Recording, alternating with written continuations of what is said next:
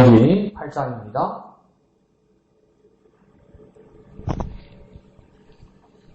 신명기 8장 1절에서 10절까지인데요. 우리 다같이 1절에서 6절까지 다같이 읽고 나서 우리 7절부터 마지막 절까지 우리 인수 집사님 마무리해서 읽어주시겠습니다. 우리가 먼저 1절부터 6절까지 다같이 한 음성으로 읽겠습니다. 시작! 내가 오늘 명하는 모든 명령을 너희는 지켜 행하라. 그리하면 너희가 살고 번성하고 여호와께서 너희 조상들에게 맹세하신 땅에 들어가서 그것을 차지하리라. 내 하나님 여호와께서 이 40년 동안에 네게 광야길을 걷게 하신 것을 기억하라. 이는 너를 낮추시며 너를 시험하사 네 마음이 어떠한지 그 명령을 지키는지 지키지 않는지 알려 하심이라. 너를 낮추시며 너를 줄이게 하시며 또 너도 알지 못하며 네 조상들도 알지 못하던 만나를 네게 먹이신 것은 사람이 떡으로만 사는 것이 아니요 여호와의 입에서 나오는 모든 말씀으로 사는 줄을 네가 알게 하려 하심이니라. 이 40년 동안에 네 의복이 헤어지지 아니하였고 네 발이 부르트지 아니하였느니라. 너는 사람이 그 아들을 징계함같이 네 하나님 여호와께서 너를 징계하시는 줄 마음에 생각하고 네 하나님 여호와의 명령을 지켜 그의 길을 따라가며 그를 경외할지니라. 네, 하나님 여호와께서 너를 아름다운 땅에 이르게 하시나니 그곳은 골짜기든지 산지든지 시내와 분천과 샘이 흐르고 밀과 보리의 소산지요 포도와 무화과와 석류와 감람나무와 꿀의 소산지라. 네가 먹을 것에 모자람이 없고 네가 아무 부족함이 없는 땅이며 그 땅의 돌은 철이요 산에서는 멍을 팰 것이라. 네가 먹어서 배부르고 네 하나님 여호와께서 옥토를 네게 주셨으므로 말미암아 그를 찬송하리이다. 아멘. 자, 오늘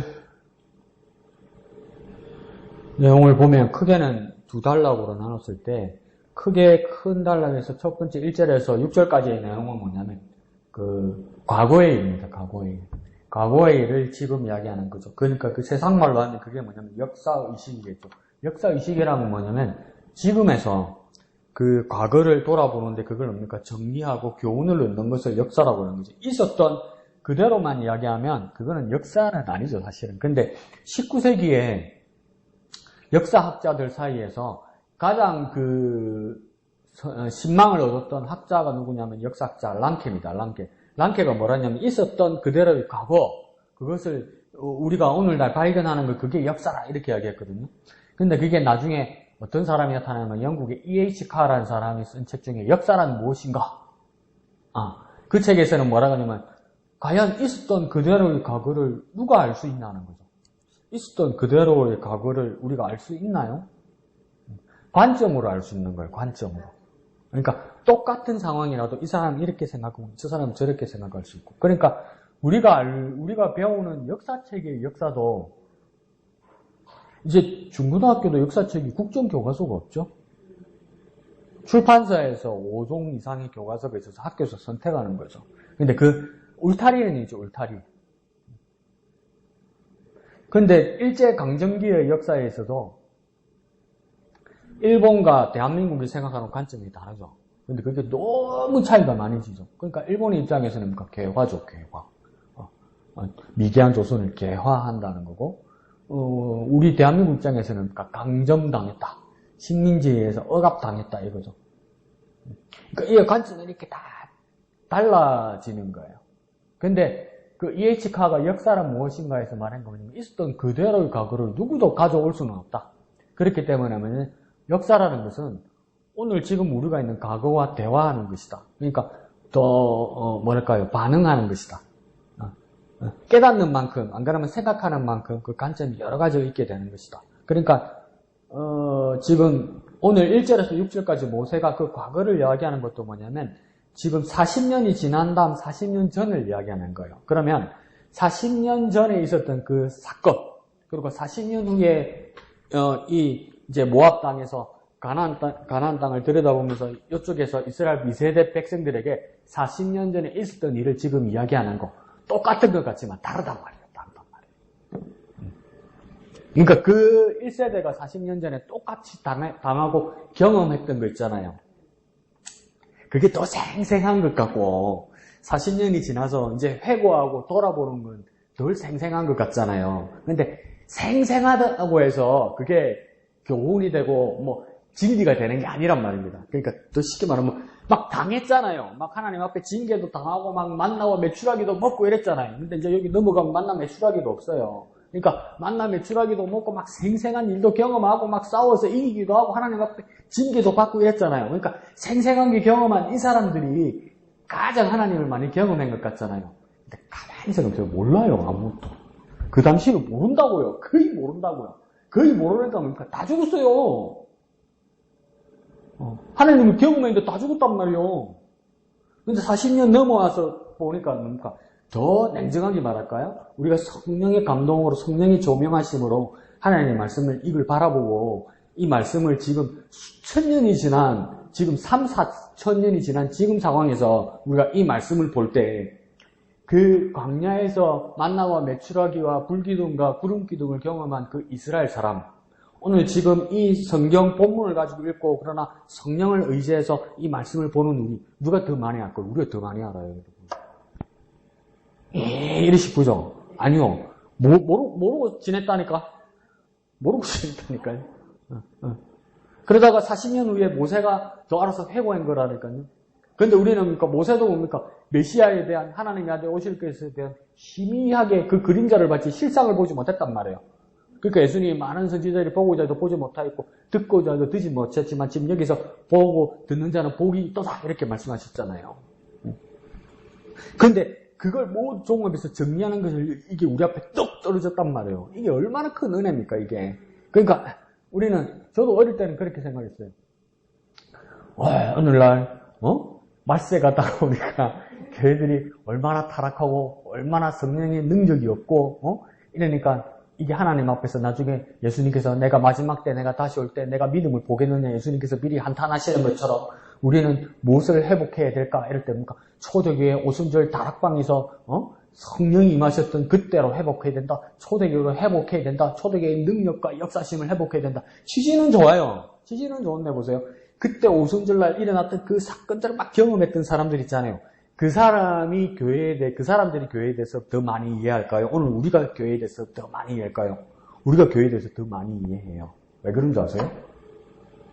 그 오순절 날 성령이 불같이 임하시고 막 예언하고 방언하고 막 역사들이 일어났을 그때에 있잖아요.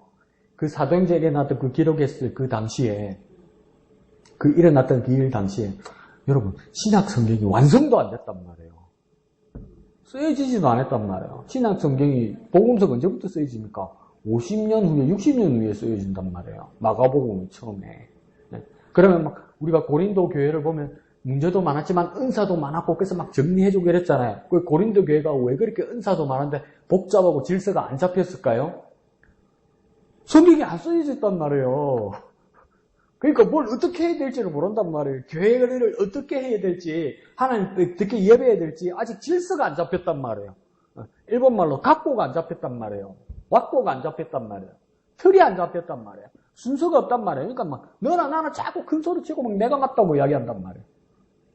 그러니까 막 누가 순서로 와가지고 막 내가 하나님 말씀 드렸다고 확 하고 그러면 또 뭐냐면 그게 방언으로 말하고 예언하면 옆에 통역하는 사람이 있다고 했죠. 왜 통역하는 사람이 있겠어요? 한번 상상해 보세요. 방언이야 뭐 누가 통역한다고 치자고요?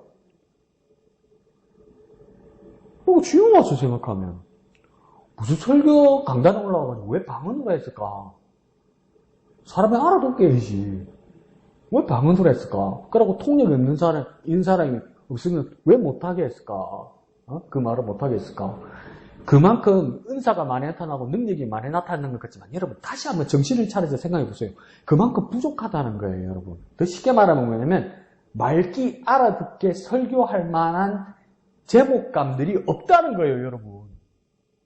그 쉽게 말하면 알아듣게 말이 되게 설명하고 설교할 좀 배운 사람이 없단 말이에요, 여러분. 그만큼 부족했다는 거예요, 여러분. 그만큼. 그러니까 통역하는 사람이 있는데 통역하는 사람이 뭐 분별했다는. 통역사람이 왜 분별했냐면요. 고린도 교회 막 엄청 뜨거워지면 예배 시간에 와서 어떡하냐면 나도 한마디 하겠다, 나도 한마디 하겠다 막 이랬단 말이에요. 그 순서 따라 하려고 그러다가 막 마음이 급하면 지네들끼리 뒤에 모이서 지네들끼리 떠들었단 말이에요. 예배가 완전 막 엉망진창이 돼버린 거죠. 그러니까 순서 따라와서 누가 이렇게 막 하나님 말씀을 들었다 받았다 하고 막 전하면 왜 하나님 말씀 들었다 받았다 하고 전할 수밖에 없습니까? 성경에 안 쓰여 있잖아요, 지금. 그 시대에 아직 신약 성경이 완성이 안 됐단 말이에요. 복음서는 쓰여지지도 않았단 말이에요. 서신서만 이렇게 돌아다녔단 말이에요. 그러니까 네가 옳다, 내가 옳다 이게 많았단 말이에요. 그러니까 통역하는 사람은 뭐 하는 줄 압니까? 가만히 듣고 있다가 내가 거짓말을 하나 참말을 하나 딱 쳐다보고 분별하는 겁니다, 이거. 그러니까 하도 그 당시에 뜨거웠다고 말하지만 하도 거짓말쟁이 많았다는 겁니다, 그 당시. 심각하죠. 그러면 오늘날 우리 시대의 교회가 타락했거나 믿음이 떨어졌다고 볼 수 있는 척도는 뭐냐면요. 아무도 방언 안 하고 아무도 능력 없고 아무도 은사가 없어서 그런다는 은사가 없어서 교회가 믿음이 없고 타락하는 게 아니고요. 니나 내나 다 뜯을 때 제일 위험한 거예요. 니나 내나 다 하나님 봤다고 하나님 말씀 들었다고 막 그 권위와 질서를 넘어서서 막 하려는 사람 있잖아요. 그때가 제일 위험한 거예요, 여러분. 그때가 믿음 제일 떨어진 거예요. 들을 사람이 없고 말하고 싶은 사람만 있을 때 그때가 제일 말썽이 찐 거예요, 여러분. 근데 오늘 모세는 뭐냐면 1절에서 6절까지 하니까 회고시킵니다. 그러니까 이게 뭐 하는 거냐면 6절 중간에 가면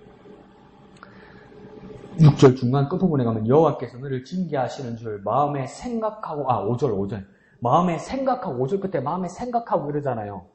그러니까 모세는 지금 백성들과 함께 40년을 지나온 후에 뭘 하고 싶으냐면 지나온 것을 뭐냐면 생각하고 싶어요. 생각. 그러니까 하나님 말씀을 가지고 생각해야 돼요. 생각을 멈춰버리고 생각 안 하려고 그러면 안 돼요. 생각해야 돼요. 생각. 뭐 몰라 모르지 자꾸 이러면 안 돼요, 여러분. 생각해야 돼요. 생각. 뭔가 정리를 해야 된단 말이에요. 뭔가 정리를. 이게 얼마나 비참하냐면요. 1945년에 우리나라가 일본으로부터 독립하고 나서 우리나라에 제대로 된 정치를 할 수 있는 지도자와 그 행정 관료가 얼마 없었단 말이에요. 왜 없었습니까? 첫 번째로 미군정이 들어와 버렸죠. 그러니까 그래서 어떤 사람은 광복은 있었는데 독립은 아직 없었다고 이야기해요. 왜요? 죄송합니다. 오야붕이 미군이었잖아. 미군 군인이었단 말이에요. 그러고 나서 이제 초대 대통령 이승만 대통령을 뽑았는데 그 밑에 일할 사람을 이렇게 둬야 되잖아요. 누구 있어야지. 그 누굴 써야 됩니까? 다 일제시대 때 공무원 했던 사람들 다 쓰는 거예요. 그리고 또 뭡니까? 질서를 잡으려니까 경찰을 쓰려고 하다 보니까 다 뭐라 써입니까? 야만부터 낙공무라 다 써야 되는 거예요, 여러분. 창씨개명했던 사람들. 그러니까 그 소설 제목도 잊어버렸네. 그 구한말 그 어떤 사람이 공무원 이제 그 1948년 이때 그 일자리를 찾아가는데 경찰 일자리를 찾아갔단 말이에요. 그러니까 자기를 면접에서 심사하는 사람을 보고 깜짝 놀랐다잖아요. 자기 밑에 일하던 경찰이었는데 최고 악질이었던 거예요. 일제시대 때. 그 사람이 와서 딱 심사하면서 합격 불합격하고 있더라는 거지. 그래서 굶어 죽으면 죽지 나왔다 뭐 이런 소설이 있어요. 그 우리나라 시대상이 그랬단 말이에요, 이게. 근데 그래서 또 어른들은 우리한테 그러잖아요. 지금은 우리나라 어려울 때 힘들 때 아무것도 모르는 게 너희가 전쟁을 겪어봤나 6.25를 겪어봤냐 일제시대 때를 겪어봤냐 아무것도 모르는 게 철딱서니 없이 뭐 민주주의 어쩌고 막 이래 막 혼내시잖아요. 일리는 있어요. 전쟁 총소리 우리 한번 안 들어봤잖아요. 전쟁 때 폭탄 소리 한번 안 들어봤잖아요. 그러니까 뭐 전쟁을 모른다면 모를 수도 있죠. 그런데 한국 전쟁 6.25 전쟁을 제일 정리가 잘 돼 있는 곳이 대한민국이 아닙니다, 여러분. 그러니까 한국 전쟁, 한국사, 한국 전쟁, 6.25 전쟁을 정리해서 박사 논문을 쓰려면 나머지 그 자료를 어디 가야 되냐면 미국 워싱턴에 가면 있습니다. 미군이 미국이 그 모든 그 수립된 그 정책들, 그 순서들, 일어났던 일들 그 자료를 싹 다 들고 워싱턴으로 갔단 말이에요. 이게 뭘 말하는 거냐면 피해와 어떤 참화는 우리가 다 겪었어요. 겪었는데 우리 한국 사람이 다 겪은 거예요. 죽고 죽이고 막 우리가 다 겪은 거예요. 고생은 우리 할머니 할아버지들이 다 겪은 거예요. 근데 죄송합니다. 뭐가 뭔지 모르고 겪었어. 이게 무슨 상황인지 몰랐단 말이에요. 무슨 상황인지 몰랐다니 그냥 끌고 가면 끌려갔단 말이에요. 그걸 생생하게 느꼈다고 하지만 생생하게 느낀 건 아주 좁은 상황 안에서 느낀 거라고. 여러분 6.25 때 겪어서 뭐 진해에서 겪고 마산에서 겪고 진주에서 겪었다고 칩시다. 뭐 광주에서 겪은 거, 대전에서 겪은 거, 서울에서 겪은 거 우리가 압니까? 그럼 우리가 그 전쟁을 안다고 말하기는 곤란하단 말이에요. 그 왜 그랬습니까? 일부러 그런 건 아니지만 상황이 생각할 겨를이 없었단 말이에요. 우리가 생각할 겨를이 없었단 말이에요. 생각할 겨를이. 그거는 이불로 게을러서 그런 건 아니죠. 상황이 그랬단 말이에요. 상황이. 제가 자주 말씀드리는 거죠. 어느 근사님이 목사님 먹고 살라니까 생각할 겨를이 없습니다. QT할 겨를이 없습니다. 그런 것처럼. 먹고 살라고 그러고 살아남으려고 그러다 보니까 생각할 겨를이 없었다는 거예요. 그러니까 이스라엘 사람들도 광야에서 홍해 건너서 만나와 메추라기를 먹고 불기둥 구름기둥 어떻게는 막 뱀한테 물려서 죽고 막 굴이 뱀 뽑고 살아나고 막 이래가지고 막 생생하게 경험했는데 뭐가 뭔지 생각할 겨를이 없었단 말이에요.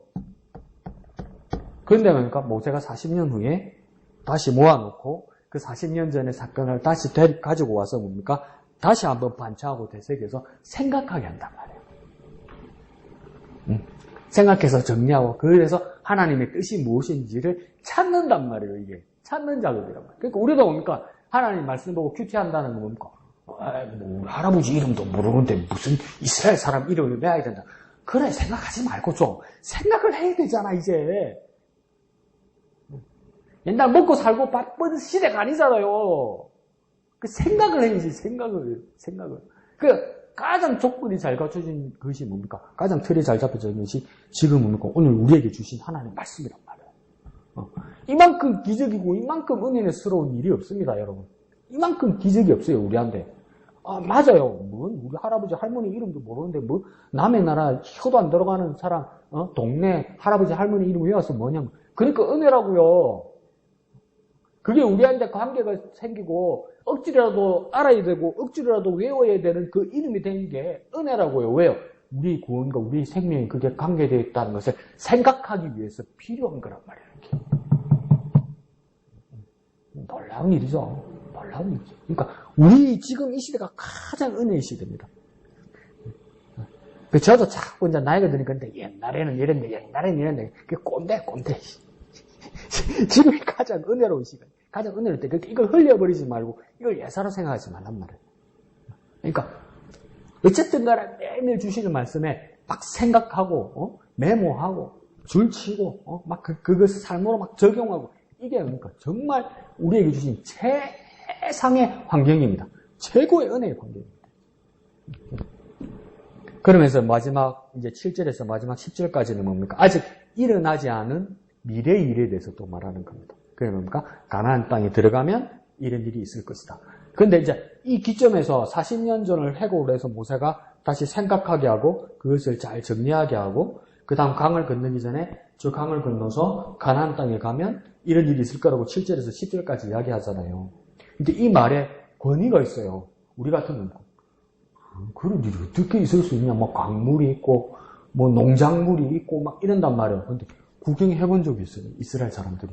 왜 구경해본 적이 없을까? 40년 동안 광야를 떠돌아다녔단 말이에요. 뭐 심어가지고 걷어먹은 적도 있고 물 주고 뭐 살려가지고 해본 적 없단 말이에요. 하늘에서 떨어지고 땅에서 쏟고 이거 말고는 경험해본 적이 없단 말이에요. 그게 뭔지 모를 수도 있어요. 이거 그 광야에서 태어난 애들은 뭔지 모를 수도 있어요. 이게 뭐 땅에서 뭐가 난다고 그게 뭔데 자꾸 이럴 거라고. 하늘만 보고 주워와서 먹는 거 그거밖에 모르는데 뭐.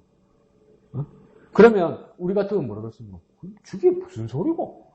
몰라 뭐 땅에서 심어가지고 나오고 막 산에 올라가면 막 광물이 있고, 막, 구리도 캔도 샀고, 그게 무슨 소리고? 그러면, 우리끼리 뭐라고 했습니까? 저 할배가 나이가 120이 돼가 다 죽을 때가 되니까 정신 없는 소리 한다. 이리밖에 더 되겠어요? 믿음 없으면? 안 그렇겠어요? 구경해본 적이 없으니까. 본 적이 없으니까. 근데 모세가 그 이야기를 한단 말이에요. 근데 보니까 이 말에 권위가 있어요. 왜 권위가 있었을까? 아직 이루어지지 않았는데 왜 권위가 있고 이 사람들이 왜 확신을 가지게 됐을까? 문제를 줄까? 답을 줄까? 그러니까 이 하나님이란 확신이 이 사람들이 있었던 거예요. 그러니까 그거 있잖아요. 하나님이 하신다면 하시지. 그 믿음이 생긴 거예요. 몰라. 그런 샀네.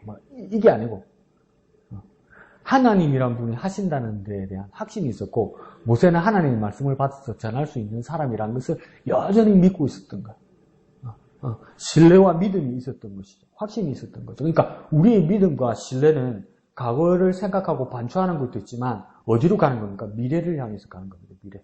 근데 미래가 있는 것처럼 진짜처럼 대하는 그게 믿음입니다.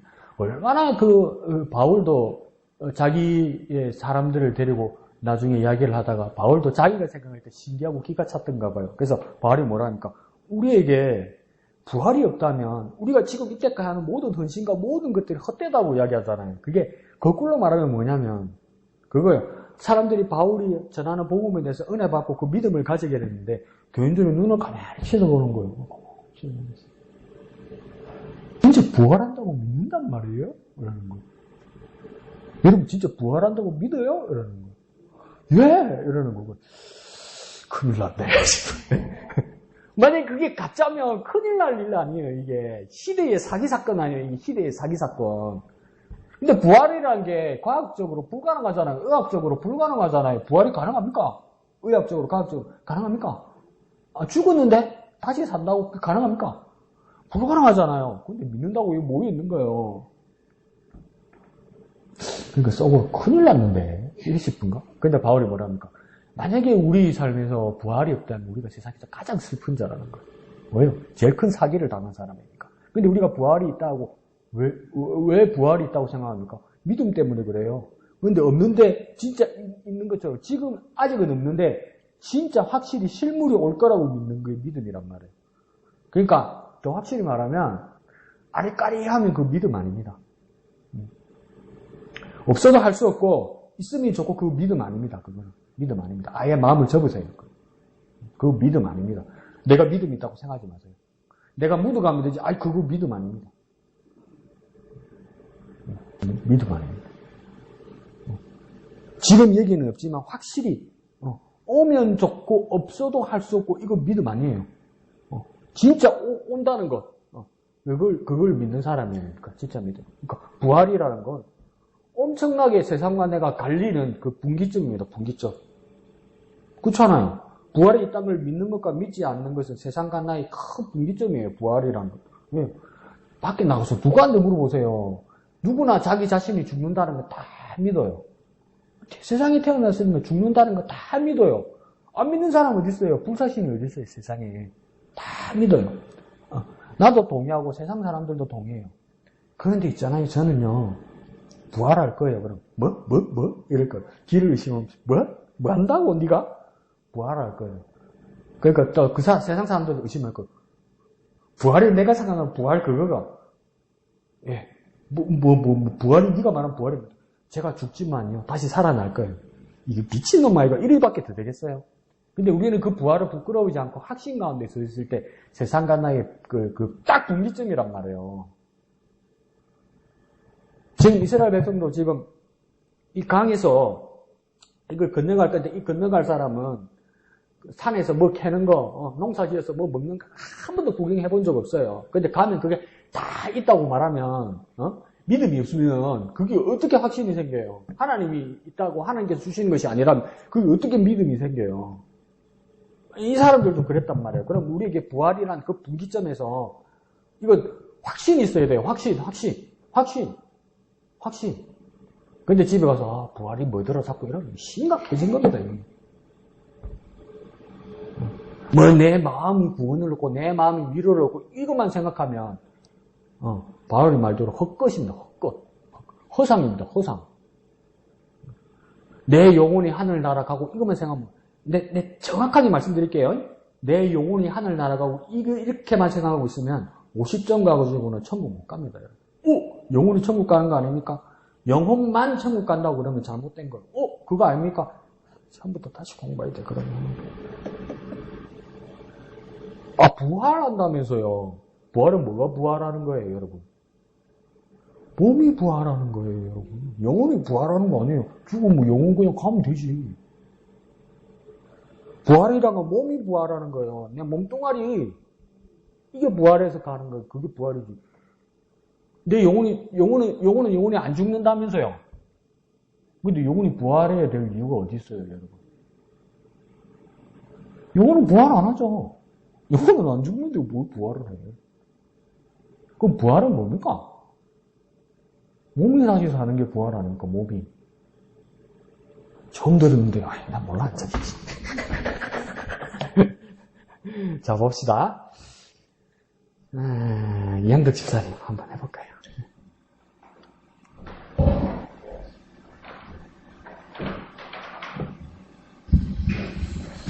네, 저는 오늘 8장 2절부터요. 네 하나님 여호와께서 이 40년 동안에 네게 강내의 길을 걷게 하신 것을 기억하고 이는 너를 낮추시며 너를 시험하사 네 마음이 어떠한지 그 명령을 지키는지 지키지 않는지 알려 하심이라. 너를 낮추시며 너를 줄이게 하시며 또 너도 알지 못하는 네 조상들도 알지 못하던 만나를 네게 먹이신 것을 사람이 떡으로만 사는 것이 아니요 여호와의 입에서 나오는 모든 말씀으로 사는 줄을 네가 알게 하려 하심이라. 네, 이 말씀에 오늘 초점을 줬는데요. 그래요. 1절을 또 보면서 내가 오늘 명한 모든 명령을 너희는 지켜 행하라. 그리하면 너희가 살고 번성하고 여호와께서 너희를 조상에게 맹세하는 땅에 들어가서 그것을 차지하리라. 그래, 여기서 제가 여기 이거는 시험하사, 너희들 같은 너희를 시험하사. 우리도 어쨌든 보면 이렇게 2024년도를 달려가면서 하루하루를 이렇게 지나가면서 말씀으로 이렇게 하루하루 지나는데요. 오늘 이렇게 이게 시험하사에 여기서 이렇게 초점을 맞추면서 또 매주 주시는 목사님의 시험지를 보면서 우리 하루하루에 이렇게 하나하나를 이 시험을 보면서 시험을 이렇게 친다는 이 기점에서 다시 재조정하는 시간이었던 것 같아요. 그래서 우리에게 주시는 주님의 말씀 이것을 우리가 좀 더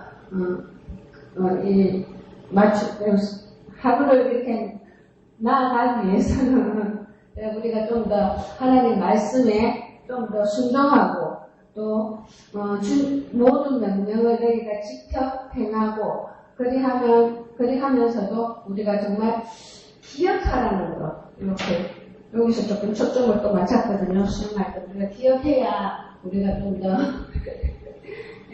오늘 이렇게 자꾸 신명기를 보면 되풀이하는 말들이 참 많이 나오더라고요. 그 말씀에 순종해라, 또 기억해라, 뭐 이런 말씀들처럼 오늘도 이렇게 우리가 그 조상들이 먹던 그 만나 얘기서 떡으로만 살 것이 아니라 주님의 입에서 나오는 말씀으로 우리가 이렇게 하루 생활하는 것처럼 우리가 말씀에 우리는 늘 음식을 먹을 때 그냥 한 끼만 먹고 마는 거 아니잖아요. 몇 끼 먹는 것처럼 우리도 이 말씀을 더 그 양식으로 먹으면서 그 양식을 우리 마음에 담는 오늘 하루가 되었으면 했습니다. 네, 감사합니다.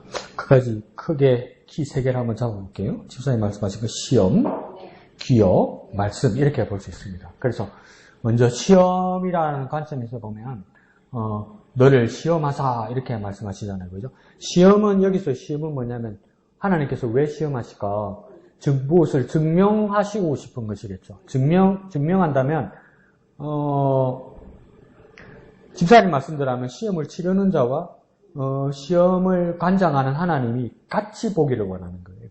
그러니까, 나 자신도 이 상황을 봐야 되고, 증명하는 것을, 결과를, 그리고 하나님도 같이 보시고자 하는 그 마음이 있다는 겁니다. 그러면 무엇을 증명하고 무엇을 보기 위해서 그렇게 하는 것인가? 그 바로 뒤에 나오죠. 시험하사 그 다음요. 마음이 어떠한지 이러잖아요. 내 마음이 어떤지를 보는 것이 시험이란 말이에요. 그러니까 맞추고 안 맞추고. 그것도 중요하죠. 중요한데 그러면 그렇게 한번 더 가봅시다. 맞추고 안 맞추고가 중요한데 무엇을 맞추었고 무엇을 맞추지 못한지도 중요한 거죠. 그러면 특별히 맞추지 못한 부분에서는 무엇 때문에 이게 맞지 않았을까? 그걸 보는 것도 중요하죠. 근데 자꾸 우리에게는 어떤 생각이 듭니까? 몇 점인가 자꾸 이게 중요하죠. 그게 우리나라가 망가져서 그래요. 애들 때부터 그렇게 가르쳤으니까. 몇 점까지 합격이고 몇 점까지 불합격이고 이렇게 했으니까. 점수가 중요했죠. 근데 원래 시험의 목적은 뭡니까? 어디까지 알고 있고 어디까지 모르고 있는가? 목적이죠. 그래서 모르고 있는 것을 다시 알게 해서 똑같이 100으로 채우는 게 목표죠. 사실은. 근데 여기서 더 정확하게 오늘 본문에서는 뭐라고 하냐면 왜 시험했다고 하냐면 마음이 어떤지. 마음 상태.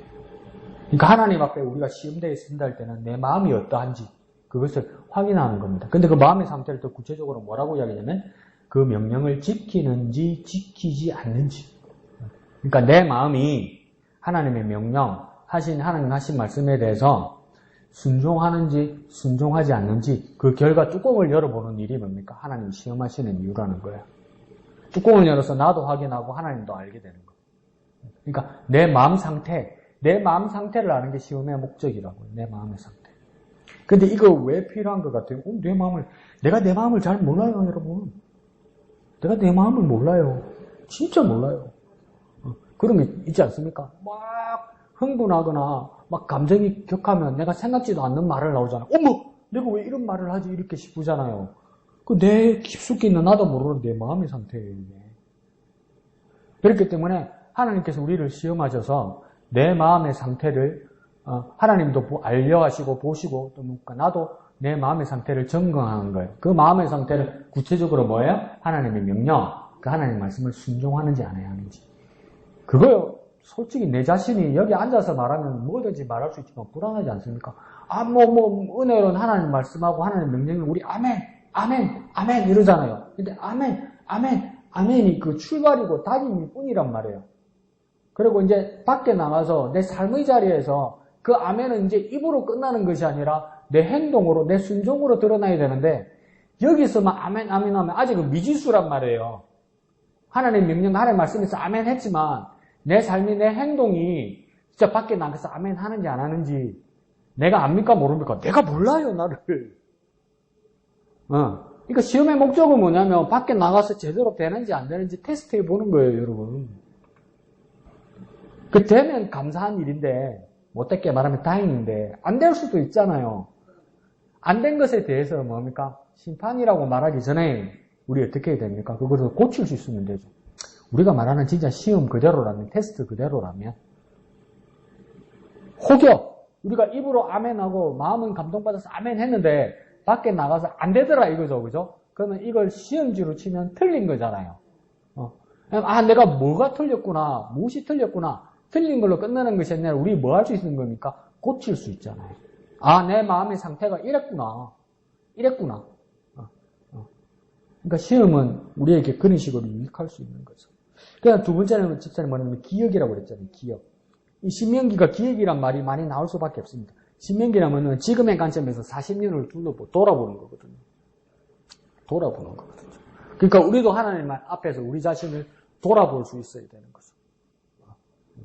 그래서 신명기는 다 40년 전을 돌아보는 것이기 때문에 기억이란 말이 많이 나옵니다. 영어에서 기억이라는 말을 뭐라고 쓰냐면 remember 이렇게 씁니다. re는 R-E 쓰죠. 그 다음 member는 말 그대로 membership 이런 말이 있죠. 그래서 그 member 그걸 쓰는 거예요. 그래서 remember에서 re는 뭐냐면 다시란 말입니다. 다시. 그러니까 이전에 이런 사건들과 이런 일들은 40년 전에 다 있었어요. 근데 기억에서 리멤버는 뭐냐면 다시란 말이에요. 다시 돌아가는 거란 말이에요. 다시. 그러니까 우리에게도 하나님 앞에서 우리의 삶을 다시 하나님 주신 말씀을 기억한다는 건 뭐냐면 다시 한다는 거예요. 다시. 거듭하고 뭡니까? 우리가 기억해서 뭡니까? 우리가 다시 시작할 수 있다는 거예요. 얼마든지. 그게 뭡니까? 기억이요. 기억. 다시 시작하고 다시 기억해서 뭡니까? 다시 고쳐내는 것. 이게 기억의 작업이라는 겁니다. 그래서 신명기는 과거의 일을 지금으로 가져오기 때문에 다시 기억한다는 일들이 많이 있죠. 그 다음 하신 말씀이 말씀이죠. 말씀. 그래서 사람이 떡으로만 살 것이 아니요 하나님 입으로 나오는 모든 말씀으로 살 것이라 이렇게 이야기하잖아요. 그게 예수님께서 마태복음 4장이나 누가복음 4장에서 인용하신 말씀이죠. 마귀에게 시험 받으실 때 이 돌들로 떡덩이가 되게 하라. 그러니까 예수님 뭐라고 했습니까? 사람이 떡으로만 살 것이 아니요 하나님의 입으로 나오는 모든 말씀으로 살 것이다. 그래서 막 이렇게 비틀는 사람은 이렇게 말합니다. 그러면 떡이 필요 없다는 소리도 아니네. 떡으로만 살 것이 아니라고 말했으니까 이게 뭐랍니까? 떡으로도 살아야 된다는 거예요. 사람이 밥으로도 살죠. 하나님 말씀, 오늘 하나님 말씀 많이 읽었으니까 오늘 밥 안 먹어도 됩니까? 뭐 배고프고 짜증나죠. 그러니까 이게 뭡니까? 사람이 밥으로도 떡으로도 살아야 되는데 그거보다 더 중요한 건 뭡니까? 하나님 말씀이다. 그러면 우리가 우리 삶으로 큐티를 적용해보면 세때 밥은 잘 챙겨 먹는단 말이에요. 밥 안 먹으면 바로 반항한단 말이에요. 힘들기도 하고 아프기도 하고 피곤하기도 하고 짜증나기도 하고 화가 나기도 한단 말이에요. 그래서 뭡니까? 한두 끼 굶었으면 나머지 세 번째 밥은 뭡니까? 어구같이 먹는단 말이에요. 부족한 부분을 우리가 본능적으로 채운단 말이에요. 맞죠? 근데 하나님 말씀은 아무 일 없는 기라. 안 읽고 뭐 하나님 말씀 안 읽고 하나님 말씀 안 받아들이고 하나님 말씀 안 먹어도 아무 일 없는 기라. 아무 일이 없는 기라. 사실은 그거 알아들으라는 이야기입니다. 어떻게 아무 일이 없을 수 있느냐 이렇게 말하는 거예요. 이거 어떻게 아무 일이 없을 수 있느냐. 그러면 역으로 생각하면 우리가 밥 안 먹으면 큰일 나는데 우리가 아직 살아서 숨을 쉬는데 밥을 못 먹는 경우가 있어요. 어떨 때 밥을 못 먹습니까? 많이 아프고 혼수 상태일 때 밥 못 먹죠. 그 살아도 살아있는 게 아닌 그 상황이잖아요. 그러니까 아주 혼수 상태고 위독한 상황에서 밥을 못 먹잖아요. 그러면 우리가 하나님 말씀을 읽지 않고 하나님 말씀을 먹지 않아도 아무 일이 없다. 그냥 산다. 이 말은 뭡니까? 내 영혼이 아주 위독하다는 겁니다, 이게. 위독하다는 겁니다. 근데 그래도 괜찮다. 그래도 괜찮다. 이거 뭔 말입니까? 죽었다는 이야기입니다. 죽었다는 이야기예요, 여러분. 나 그래도 그래 살란다. 이건 뭡니까? 그냥 내 영혼을 떼냈다는 거예요. 내 영혼을 떼냈다는 거예요. 그러니까 노아시대에 하나님의 아들이 사람의 딸들과 같이 결혼하여서 그들이 육체가 됨이라 이렇게 이야기했잖아요. 그러다가 나중에 어떤 이름이 나오냐면 네피림이라는 사람들이 나오죠. 그래서 이게 하나님의 아들 대신 사람의 딸들이 된 사람이 네피림이 후손받다 이러잖아요. 그런데 이 사람들과 결혼하니까 하나님의 아들, 영적인 하나님의 아들들도 몸이 되어버리고 육체가 되어버리고 네피림과 같이 되었다. 이 말이 뭐냐면 네피림이란 말은 극단적으로 어떤 사람은 네피림은 어디서 나온 말이냐면 나팔이라는 말에서 나온 거예요. 나팔은 뭐냐면 떨어지다, 탈락한다 이 말이거든요. 떨어진다, 탈락한다는 말은 뭐냐면 영적인 삶에서 떨어져 나갔다는 거예요. 그러니까 하나님의 아들로 영적인 사람, 하나님을 바라보던 영적인 사람에서 세상 사람들과 같이 육체의 삶, 세상적인 삶만을, 하나님과 관계없는 삶만을 탐닉하고 추구하고 살다 보면 영적인 인간은 땀 닦고 사는 사람으로 변해버린다 이 말이에요. 그 뭡니까? 죽은 사람이죠. 죽은 사람. 육체의 사람이죠. 근데 다음 오는 주일날 오후 예배 때 우리 교재 보면 공부하겠지만 2017년도에 기독교인들 상대로 그 여론조사, 익명으로 여론조사해 보니까 기독교인들 중에 하루에 성경 한 번이라도 꼭 보는 사람이 4명이 안 돼요. 10명 중에. 네. 이러면서, 아이, 그럼 괜찮은 거래. 목사님 말씀 안 봐도 되는 거래. 다 죽는 거예요, 그러다가. 그리고 한 달에 한 번 보는 사람이 몇 프로더라? 이게 심각하죠. 그래서 말씀이라는 것이 우리에게 얼마나 중요한 것인가. 그리고 마귀도 기가 찼을 거예요. 예수님이 40일 동안 굶주리셨잖아요. 그래서 성경에도 분명히 그렇게 써 있거든요. 예수님이 배고프다는 표현을 하기 위해서 뭐라면 줄이신지라 이렇게 써놨어요. 예수님 배고프다는 소리예요. 40일 동안 금식했는데 하나님의 아들이고 영적인 본능은 배가 고픕니다. 괜찮습니다가 이게 아니에요. 줄이신지라 이렇게 해놨어요. 그게 뭡니까? 배고프다는 이야기예요. 그래서 이 돌들로 떡을 만들어 먹으라고 그랬단 말이에요. 근데 예수님 굶어서 죽어가는데 뭐랍니까? 하나님 말씀으로 살 거라 이러잖아요. 하나님 말씀이 더 중요하다고 이야기하잖아요. 그러니까 예수님은 그 하나님의 말씀이 우리 인생에 있어서 사람들이 삶에 있어서 가장 인프라 기반이 되는 가장 중요한 말씀, 가장 중요한 부분이라는 것을 예수님이 굶어 거의 다 죽어가는 상황에서도 말씀해 주신 거란 말이에요. 이런 깨달음이 있어야 되는 거죠. 못되게 말해볼게요. 밥은 못 먹어도 하나님 말씀은 굶으면 안 된다는 이야기인데, 우리는 거꾸로죠. 하나님 말씀은 일주일에 한 번씩 목사님 설교할 때 들으면 되는 게 있고, 밥 못 먹으면 큰일 나지. 이게 나도 그렇거든. 그러니까, 배가 부르고, 적당하게 하루 세 때를 잘 먹어서 식탁에 밥을 탁 차리면, 식사 기도도 이렇게 차분하게 천천히 기도가 된단 말이에요. 근데 내 먹고 싶은 거, 내 입에 있는 거, 아침 점심 때 제대로 못 먹었어. 근데 밥이 막 맛있는 게 떴어. 그러면 뭡니까? 기도가 엄청 짧아집니다. 그러니까 미영이 이런 애들 이제 밥 먹기 전에 시키거든요. 기도하면 이라고 끝납니다. 3초도 안 걸려. 먹고 싶으니까. 저도 어떻습니까? 맛있는 게 있으면 확실히 식사 기도가 짧아져요, 제가. 짧아지고 핑계 됩니다. 하나님, 국에다 밥을 말하는데 퍼지면 안 됩니다. 사꾸야합니다. 나 혼자 이 추운데 국이 식으면 안 됩니다. 하면서 빨리 마신다. 거기에는 그렇게 절박하고 배고픈 것에 대해서 빨리 반응하는데, 우리 하나님 말씀에 대해서 왜 그렇게 갈급하지 않느냐 말이에요. 명절이니까 큐티 쉬고 뭐 하자는 거야? 명절이니까 큐티 안 해요? 무슨 소리야, 이게? 신정에 하나님 쉬시는 거예요? 신정에 하나님 쉬시면서 우리 안 돌보시면 우리 다 죽어요.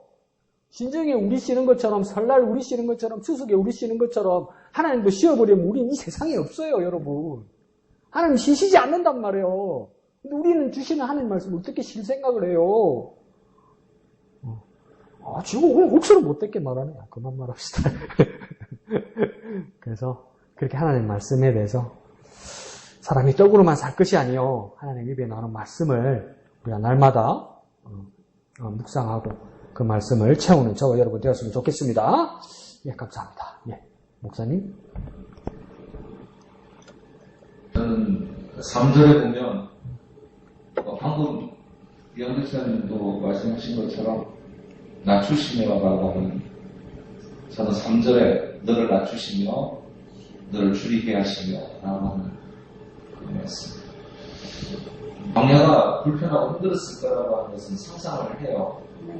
상상을 하는데 배고팠을 거라는 생각은 안 해봤거든요. 만나를 주셨으니까 그래도 나가서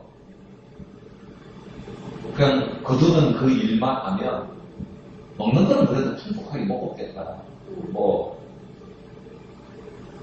집도 없고, 그리고 광야고 모래바람밖에 없고, 보이는 거라고는 허허벌 판이고, 꿈도 소망도 없어 보이고, 그리고 빠르게 진전하는 것도 아니고, 전진하는 것도 아니고, 또 생사를 넘나드는 그런 시험들이 없었느냐 하면, 또 생사를 넘나드는 그런 고통과 시험들도 있었고, 또 범죄도 있었고, 용서도 있었고, 그런 여러 가지 그런 과정들 속에서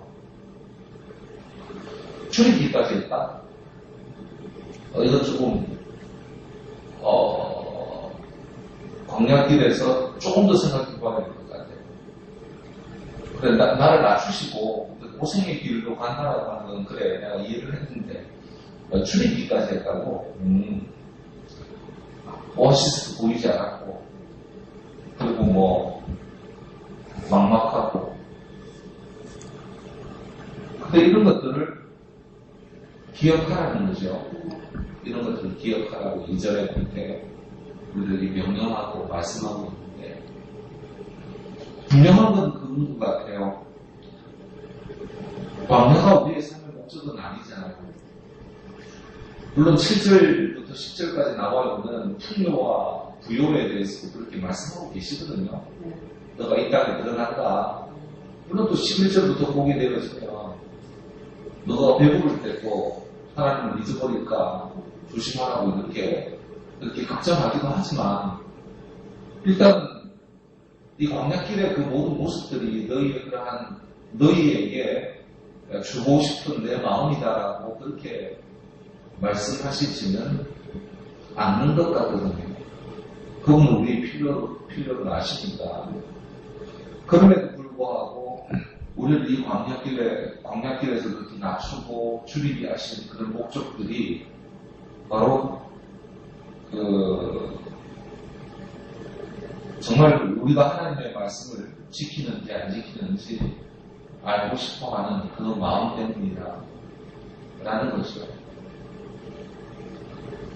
이제 나이가 들어서 그런지 이제 안 아픈 데가 없죠. 그리고 머리도 아프고 감기 기운도 안 떨어지고 여러 가지 꼴랑꼴랑 하는 이런 모습들이 나만 그런 게 아니고 옆 사람도 그렇고 이제 이런 것들이 이제 가족방에 이렇게 날마다 아프다 소리 하니까 자식들로서는 듣기가 싫은가 봐요. 그러면서 하나님이 뭐 이렇게 우리를 연약하게 만들어놓고 부려먹기 쉽게 튼튼하게 만들어 놓으면 부려먹기도 쉽고 여러 가지 것들도 다 좋을 텐데 언제부터 이렇게 또 이렇게 병이란 게 와가지고 그런 이런 식으로 어떤 하나님에 대해서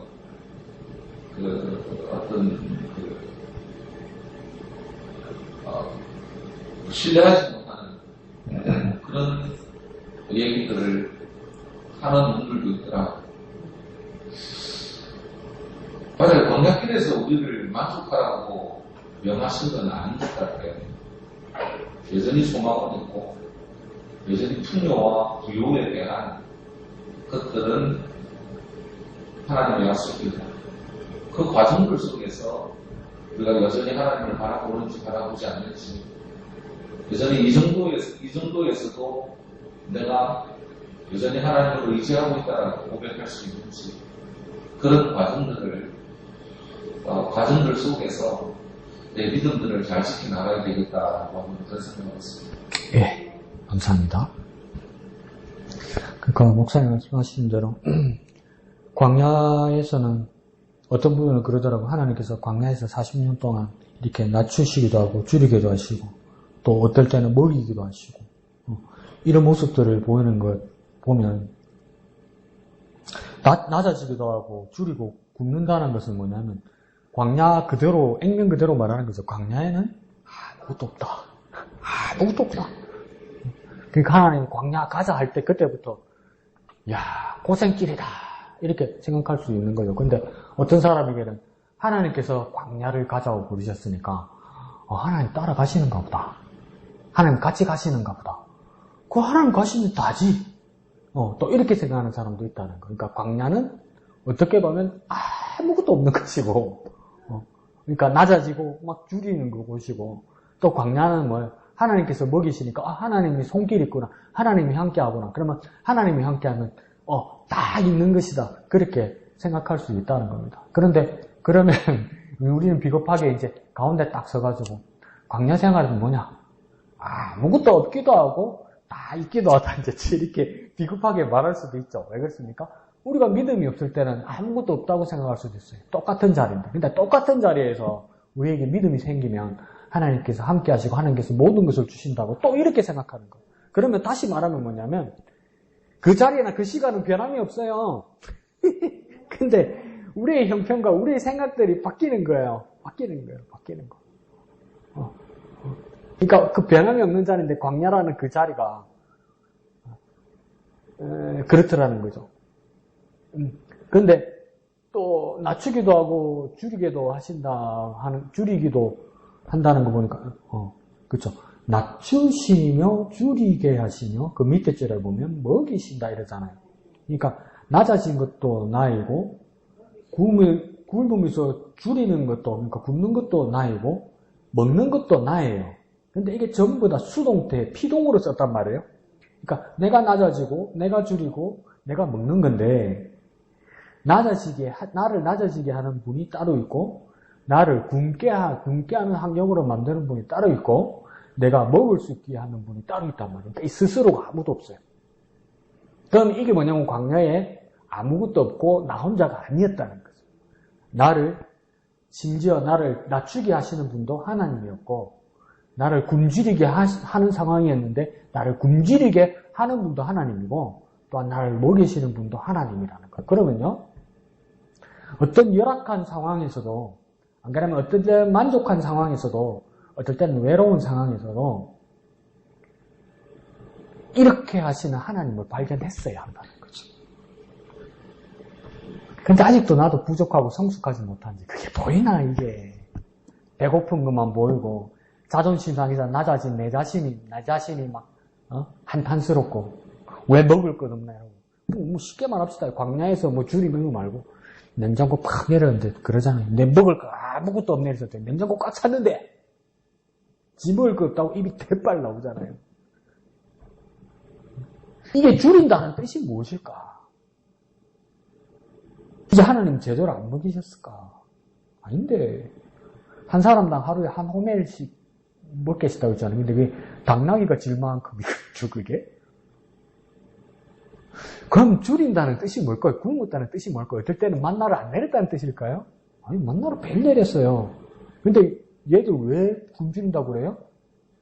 죄송합니다. 목사가 이래 말하면 하도 잘 처먹어 놓으니까 오늘 또 이거 가면서 안 먹겠다는 거 아니에요 이게.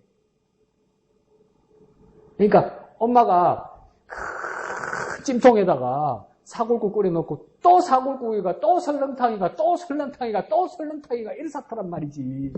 지금 그 이야기예요 이게. 그러니까 하나님 지금 내가 언제 너 군관노? 라는 거예요. 그럼 이 새끼들은 죄송합니다. 이 사람들은 뭘 하냐면 그게 사람 먹으라고 주는 겁니까? 일이 돼버린 거예요 이게. 만나가 나중에 하도 먹다 보니까 지가 먹을 게 못 된다고 생각해요. 이게. 네, 우리가 그래요, 우리가. 남이 그런 게 아니고 우리가 그래요. 제가 울더라고요, 냉장고 문 열어. 어머니가 장 봐가지고 냉장고 꽉 채워놨는데, 내 먹을 거 아무것도 없네. 이래버린단 말이죠. 그 하나님 이제 그러신 적이 있냔 말이죠. 하나님 언제 굶긴 적이 있냔 말이에요. 내가 입맛 떨어졌다고 안 먹을 거지. 입맛 없다고 안 먹은 거지. 그런데, 오늘 7절에서 10절에 가면 이제 환경이 바뀌잖아요. 이제, 이렇게 이동하는 유목 생활에서 가나안 땅에 들어가면 쉽게 말하면 환경은 농경 생활이고 정착하는 생활이에요. 그러면 먹거리도 완전히 이제 바뀌어버리는 거죠. 뭡니까?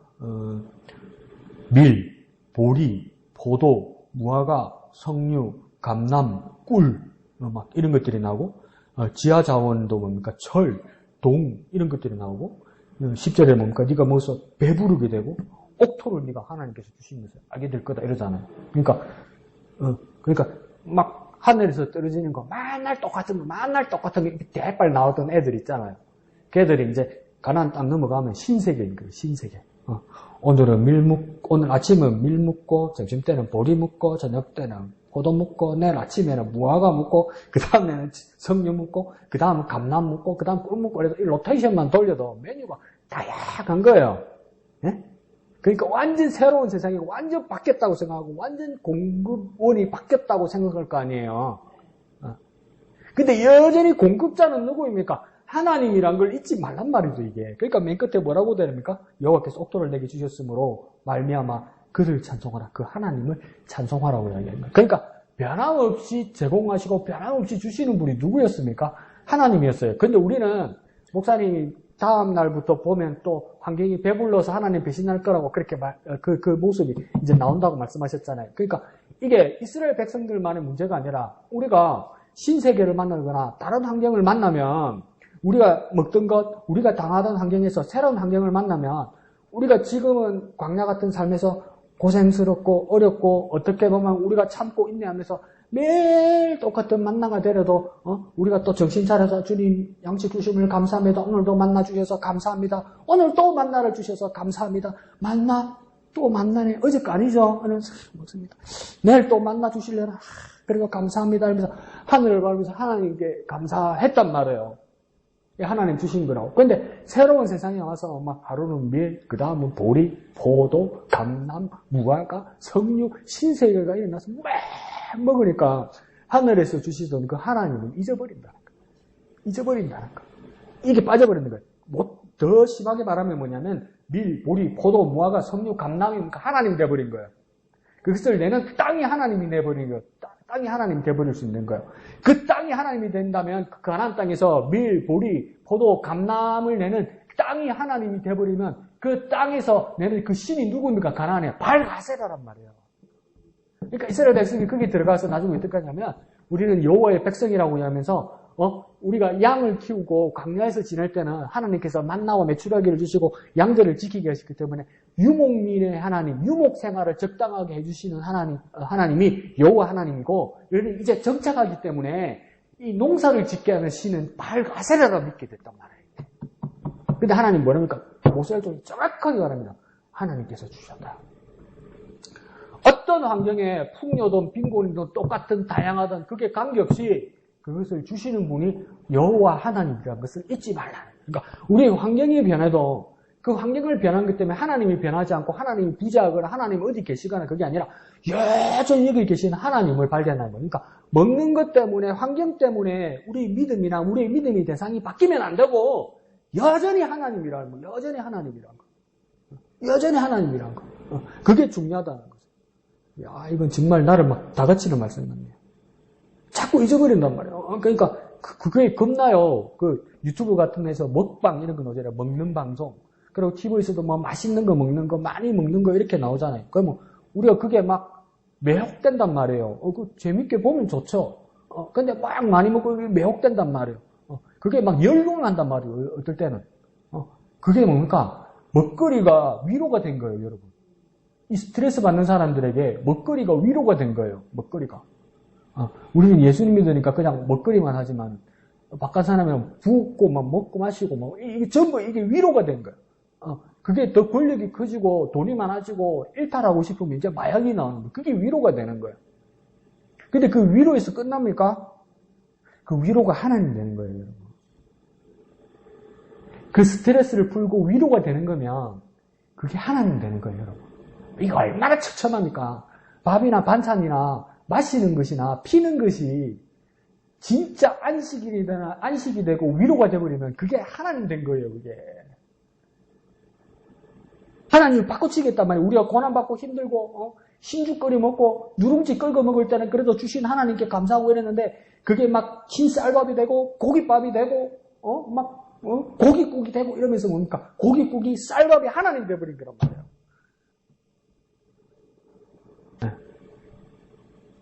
그래서 뭐라고 모세는 이야기합니까? 네 하나님 여호와께서 옥토를 내게 주셨으므로 말미암아 그를 찬송하라. 하나님께서 주신 것이다. 하나님 잊지 말라. 그러니까 우리가 아무리 고생해서 돈 벌어서 식탁을 차리고 어머니가 아침부터 새벽부터 밥을 지어서 맛있는 밥을 해줘서 그걸 맛있게 먹어도 그것을 부모님께 감사하는 건 맞지만 그것을 주신 이가 하나님이심을 잊지 말아야 된다는 거예요. 그러니까 의무감으로 내가 벌 받을까봐 혼날까봐 식탁 앞에서 억지로 감사 기도를 하는 게 아니고요. 진짜 하나님이 의식되고 하나님께 감사해서 식탁 앞에서 기도할 수 있어야 돼요, 여러분. 그러니까 친구 만나서 회식하고 어디 개하러 가는 데 가서 거기 가서 당당하게 기도할 수 없으면 잘못된 거예요, 여러분. 숨겨서 기도하면 잘못된 거예요. 교회 다니는 사람이 술 먹어도 되나, 술 먹으면 안 되나, 그거 갖고 논쟁할 게 아니고요. 술상 한 그릇 거하게 차려가지고 기도할 수 없으면요, 그 술상 자체가 잘못된 거 아니에요, 여러분. 하나님 앞에 술상에서 기도해야 됩니까? 안 해도 되는 걸 왜 먹고 그러면? 술상은 하나님이 안 차려준 거잖아요, 그러면. 그럼 어디서 나온 겁니까, 그건? 어디서 나온 거예요, 도대체? 하나님과 관계없는 거면 그건 어디서 나온 거예요, 여러분? 네. 애매하죠? 어느 환경에서든 그 하나님을 발견한다면 우리의 모습들이 얼마나 감사하겠습니까? 네. 그런 삶을 살아가는 저와 여러분 되시기를 예수님 이름으로 축원드립니다. 다 같이 찬송하신 후에 기도하고 마치도록 하겠습니다. 1절